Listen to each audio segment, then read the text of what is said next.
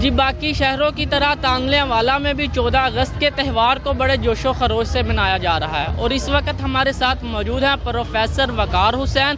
ہم ان سے جانتے ہیں کہ وہ 14 اگست کے حوالے سے کیا پیغام دینا چاہتے ہیں۔ بسم اللہ الرحمن الرحیم۔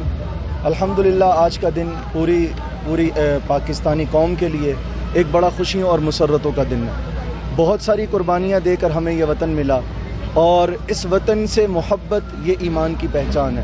آج پورے تانلے والا کا یہ آزادی مارچ اس بات کا ثبوت ہے کہ وطن سے محبت پاکستان کے ہر بچے، ہر بزرگ اور ہر جوان میں موجود ہے، اور یہی وہ جذبہ ایمانی ہے، یہی وہ جذبہ حب وطن ہے جس سے ہم نے اس وطن کی ترقی میں اپنا کردار ادا کرنا ہے۔ بزم اصلاح امت کے زیر اہتمام آج کا یہ آزادی مارچ اور پورے تانلے والا کے قائدین، تنظیمات کے اس میں شریک ہوئے، میں بڑا اس بات پر خوشی کا اظہار محسوس کر رہا ہوں کہ الحمدللہ ہم نے اس وطن کو بنایا بھی تھا، اور اس وطن کے لیے سب کچھ قربان کرنے کے لیے ہم اور ہماری نسلیں بھی حاضر ہیں۔